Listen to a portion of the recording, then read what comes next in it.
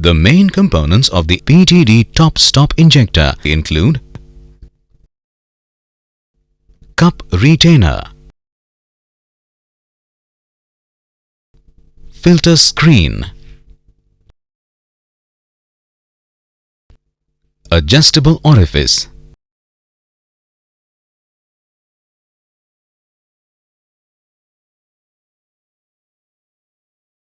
adapter, O-rings,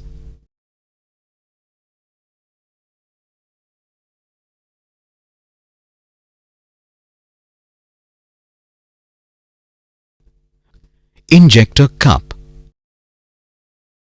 injector return spring, injector plunger, washer, top-stop adjusting screw,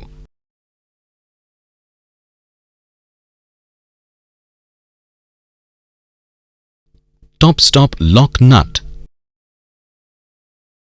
injector link,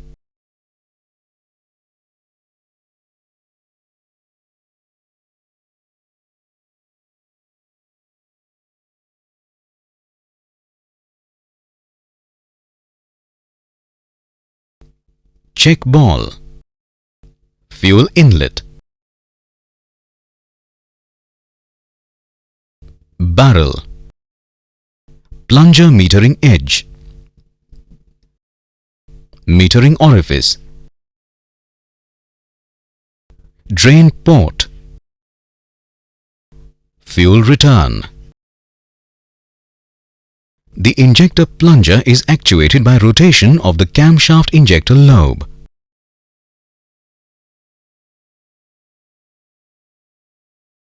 When the cam follower roller is on the inner base circle, the injector return spring has lifted the injector plunger, uncovering the metering orifice.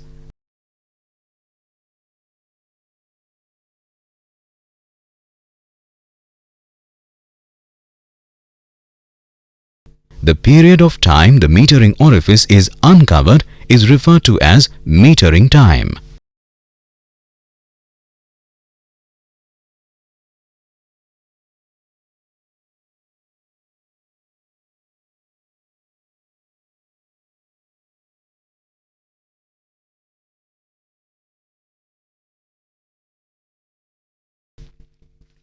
When the cam follower roller is on the outer base circle,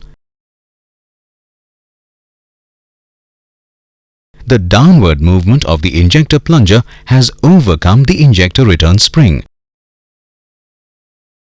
closed the metering orifice and injected the metered fuel into the combustion chamber.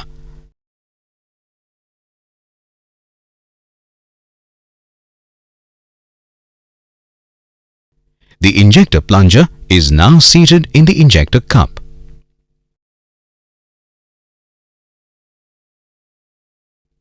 Fuel entering the injector flows through a wire mesh filter screen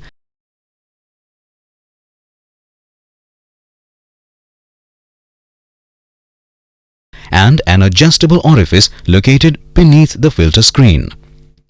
The size of the adjustable orifice determines the flow rate through the injector and therefore the pressure at the metering orifice. From the adjustable orifice, fuel flows down an internally drilled passage, unseating a check ball.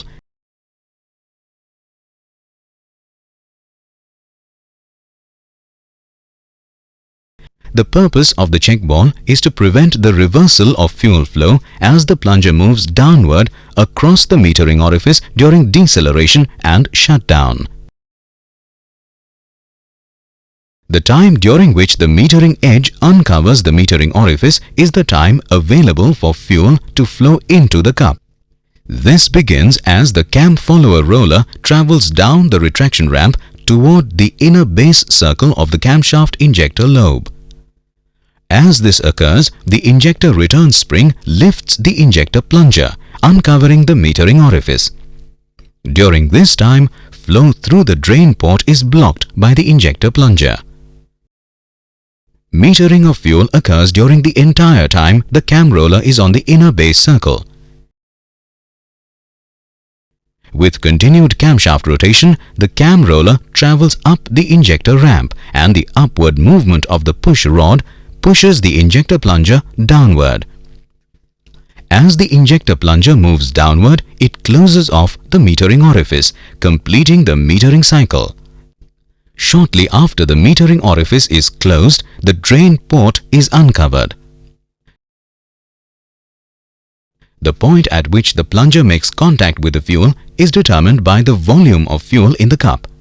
With an increased fuel level, the injector plunger contacts the fuel earlier, thus advancing the beginning of injection.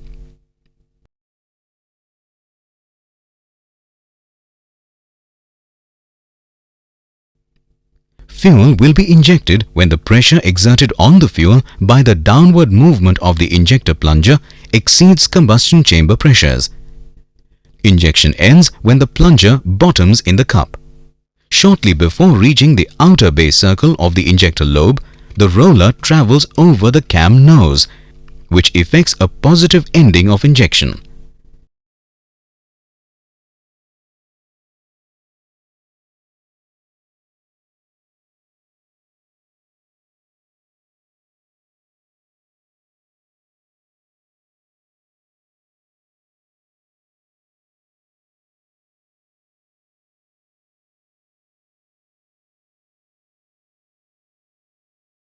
With injection completed and the injector plunger bottomed in the cup, the cam roller is now on the outer base circle of the camshaft injector lobe.